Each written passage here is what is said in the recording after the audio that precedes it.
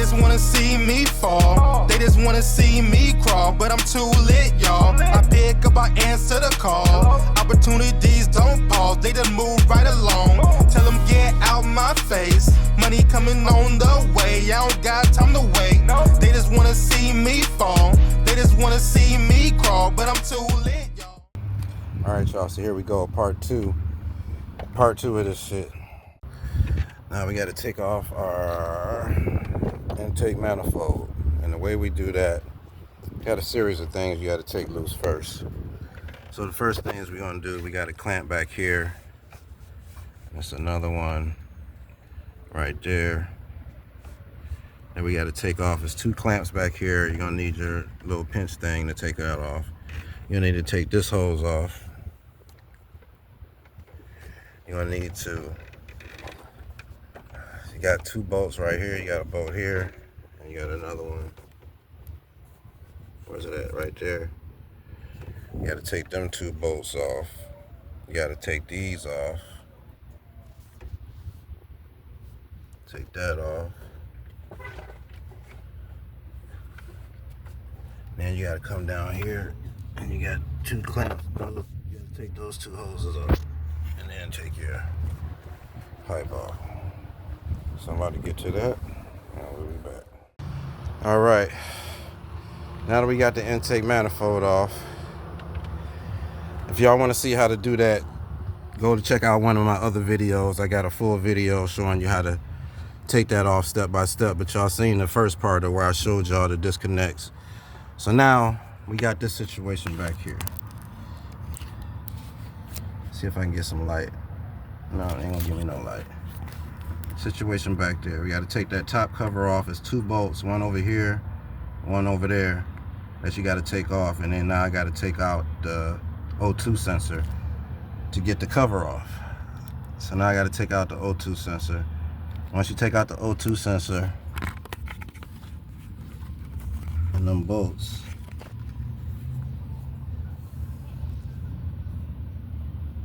then I'll get that cover off, and I can get that top bolt that I couldn't get from the bottom. All right, so we got my sensor out, and I got my cover off.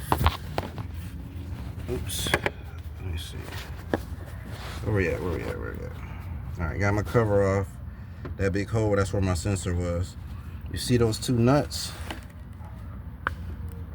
That nut right there and that one over there. There's 2 nuts that you got to unscrew from the top. So those are 2 we got to get to unloosen bank 1 catalytic converter. All right, so let's get it. So this is strange. Those 2 bolts, those nuts right there, are a 9/16 or a 14 millimeter, but a 14 millimeter fitted rather loosely, more loosely than the 9/16. So we're going with the 9/16 on this.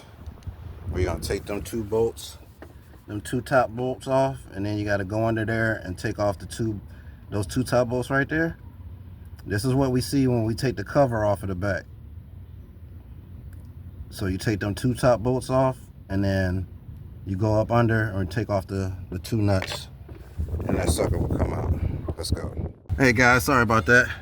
So after removing them 2 top bolts, I came back under here and removed the 2 other bolts under here, and the catalytic converter fell right out. You really don't even have to take the sleeve off. So the sleeve and everything is still on there. This is my old cat. And then this is the brand new baby right here. So let's get it going.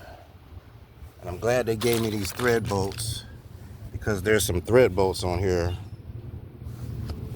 and I hope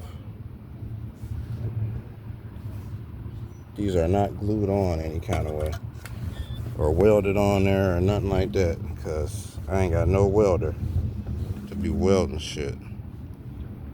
That like some kind of cement. That's my new cat. I want to put my heat shield back on, but I can't because this thing is welded on here.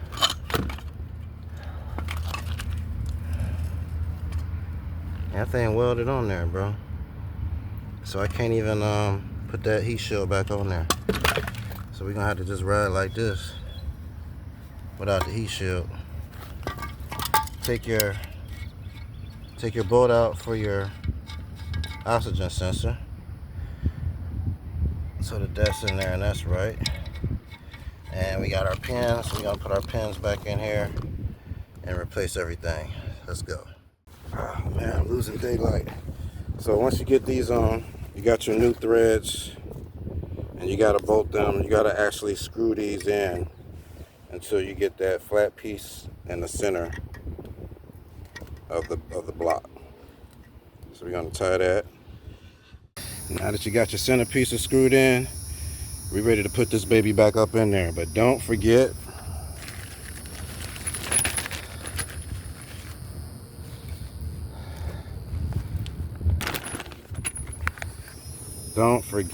the ring. Gotta put that ring in there. That gasket in there to keep that nice and tight. And let's put her back on the car, baby. Let's go. Man, that's pretty much it, guys. I got that new one in there. You just bolt it back in, put everything back the same way you took it off. There's a ring that goes here, so don't put your muffler back on until you put that ring on too. And let's get it. Let's get it back on. I'm trying to beat the sunlight, so I ain't gonna be pausing for video and all that stuff. Leave some, if you got questions, so leave a question in the comments and I'll get back at you. Oh, it's nighttime.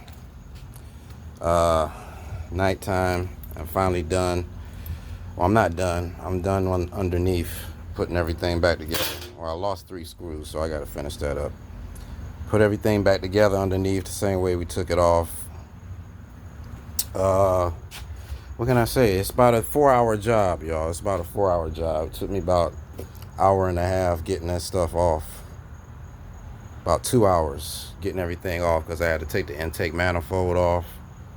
So that was about 2 hours just getting it off. And then, yeah, about 3 hours, 3.5. So maximum for this, if you was to go to a mechanic shop and they was charging you a rate of $100 per hour labor fees, you would be paying $400 labor. Come to procreativeauto.com. If you're in the Tampa Bay area, you'll be paying $200 for a catalytic converter replacement. All right, peace. Started it up. Now we got a clean ride. They just wanna see me fall. They just wanna see me crawl. But I'm too lit, y'all. I pick up, I answer the call. Opportunities don't pause, they just move right along.